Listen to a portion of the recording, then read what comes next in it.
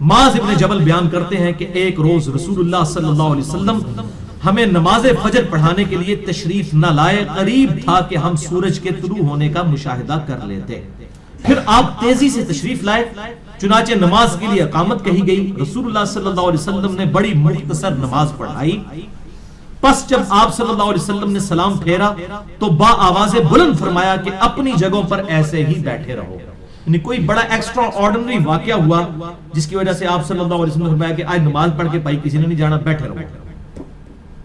پھر آپ صلی اللہ علیہ وسلم نے ہماری طرف متوجہ ہو کر فرمایا میں ابھی تمہیں بتاتا ہوں کہ میں تمہیں نماز پڑھانے کے لیے دیر سے کیوں آیا۔ میں رات کو بیدار ہوا، وضو کیا، جس قدر مقدر میں تھا میں نے نماز پڑھی، پھر مجھے نماز میں اونگ آنے لگی، حتیٰ کہ وہ مجھ پر غالب آ گئی، تب میں نے اپنے رب کو خواب میں بہترین صورت میں دیکھا۔ اللہ کبیرا والحمد للہ کثیرا وسبحان اللہ بکرۃ واصیلا سبحان اللہ وبحمدہ عدد خلقہ ورضا نفسہ وزنۃ عرشہ ومداد کلماتہ۔ چنانچہ اس نے فرمایا محمد صلی اللہ علیہ وسلم۔ یہ اکثر لوگ کہتے ہیں جی قرآن بھی اللہ نے محمد کہہ کے نہیں پکارا، یہ کہنا گستاخی ہے، بھائی اللہ نے پکار سکتا۔ بخاری اور مسلم میں جو حدیث شفاعت ہے اس میں بھی ہے یا محمد اپنا سر اٹھاؤ، یا رسول اللہ نہیں ہے۔ یہ طاہر القادری صاحب کیوں عوام کو دھوکہ دیتے رہتے ہیں اس طرح کہ جی اللہ نہیں کہتا، اللہ تو بھی انہوں نے جناب پابندیاں لاتی ہیں، وہ بھی یا محمد کہہ سکتے۔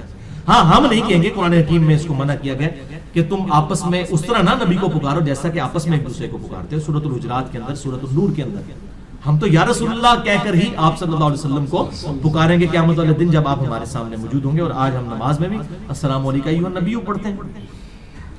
تو اللہ نے فرمایا محمد صلی اللہ علیہ وسلم، میں نے عرض کی میرے رب میں حاضر ہوں، یہ بتاؤ فرشتے کس چیز کے بارے میں بحث و مباحثہ کر رہے ہیں؟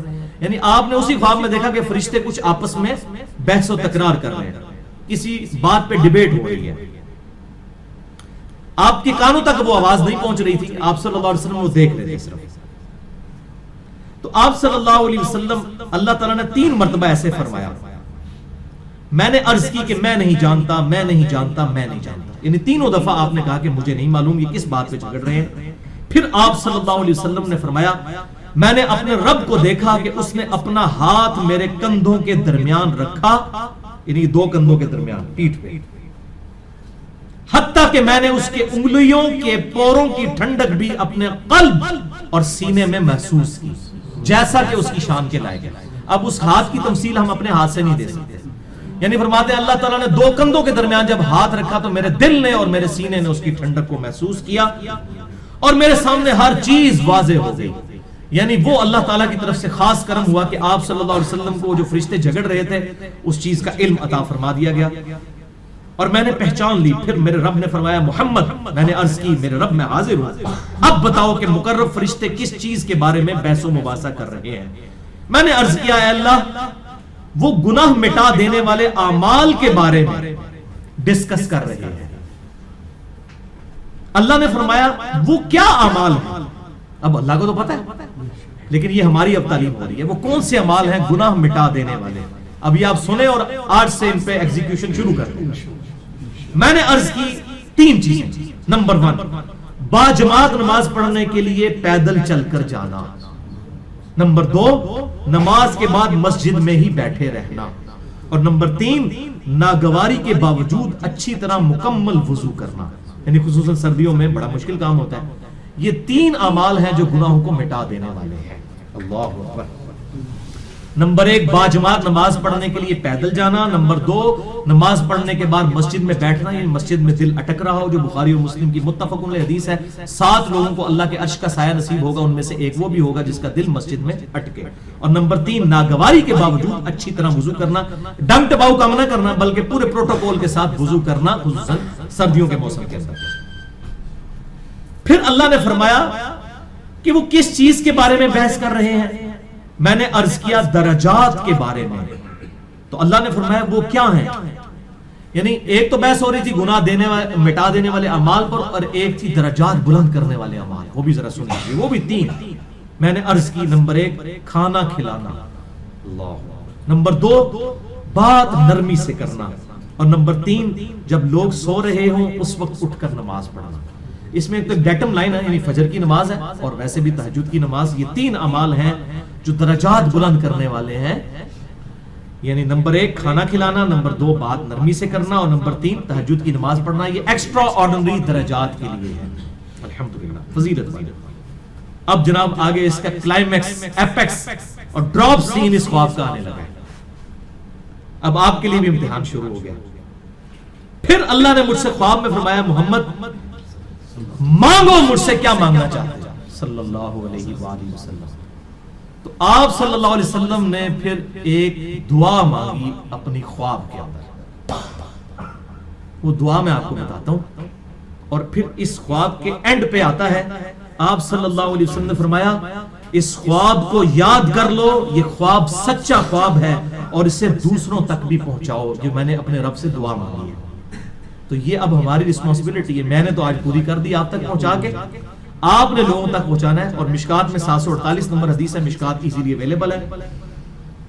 اور پھر اسی حدیث کے اینڈ پر آتا ہے امام ترمذی فرماتے ہیں یہ حدیث حسن صحیح ہے. اور میں نے اپنے استاد محمد بن اسماعیل بخاری سے جب اس حدیث کے متعلق پوچھا تو انہوں نے فرمایا یہ حدیث صحیح ہے. اگرچہ یہ بخاری میں نہیں ہے لیکن امام بخاری نے اسے انڈورس کیا ہے. اور الحمدللہ یہ متفق کا حدیث ہے، آپ صلی اللہ علیہ وسلم کو خواب میں دیکھنے والی، اللہ تعالیٰ کی زیارت کرنے والی. اب وہ دعا سن لیجئے. جب نبی صلی اللہ علیہ وسلم سے اللہ نے فرمایا کہ مانگ محمد کیا مانگتا ہے، تو اللہ کے محبوب صلی اللہ علیہ وسلم نے وہ دعا، الحمدللہ میں نے آج سے 21 سال پہلے یہ دعا 1994 میں یاد کی تھی جب میں ایف ایس سی کا اسٹوڈنٹ تھا.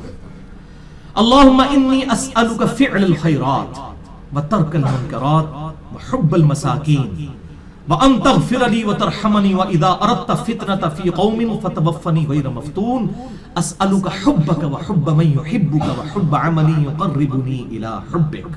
یہ ہے پوری دعا. اس کا ترجمہ بھی میں آپ کو ساتھ ساتھ بتا دیتا ہوں.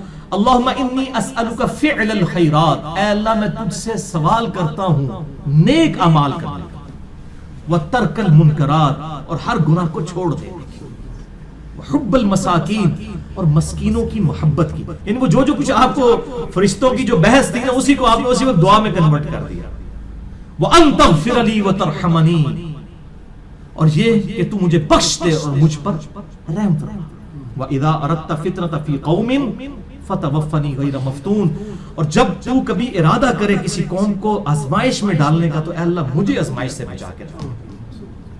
اللہم انی اسألک حبک، اے اللہ میں تجھ سے تیری محبت کا سوال کرتا ہوں. وحب من یحبک، اور ہر اس ہستی کی محبت تجھ سے مانگتا ہوں جس سے تو محبت کرتا ہے. وحب عملی یقربنی الی حبک، اور میں ہر اس نیک عمل کی محبت تجھ سے مانگتا ہوں جو مجھے تیرا قرب عطا کر دے محبت کے ساتھ وہ عمل کرنے کی.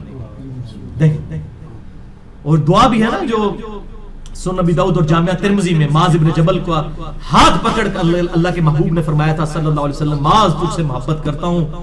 اے معاذ ایک نصیحت کرتا ہوں کہ فرض نماز کے بعد یہ دعا کبھی نہ چھوڑنا. اللہم اعنی علی ذکرک و شکرک و حسن عبادتک. ایک طرق میں یہ آتا ہے، ایک طریق میں آتا ہے ربی اعنی علی ذکرک و شکرک و حسن عبادتک. اے اللہ تو میری مدد فرما کہ میں تیرا ذکر کروں، تیرا شکر ادا کروں اور حسن عبادتک، احسن طریقے سے تیری عبادت کروں. یہاں پر کیا ہے؟ وہی بات آئی کہ اے اللہ میں ہر اس عمل کا سوال تجھ سے کرتا ہوں جو مجھے تیرا قرب عطا کر دے اور محبت کے ساتھ عمل کر دے. الحمدللہ. تو یہ دعا آپ ضرور یاد کریں، کوئی مشکل نہیں ہے. اس کو لکھ کر پرنٹ آؤٹ نکال لیں، مشکات میں سے نکال لیں. آپ جامعہ ترمذی میں بھی 3235 نمبر ہے. ترمذی ابھی تک انٹرنیشنل نمبر کے مطابق اردو میں نہیں چھپی ہوئی لیکن انگلش کے اندر آئی ہوئی ہے، وہ ہماری ویب سائٹ سے آپ دیکھ لیجئے.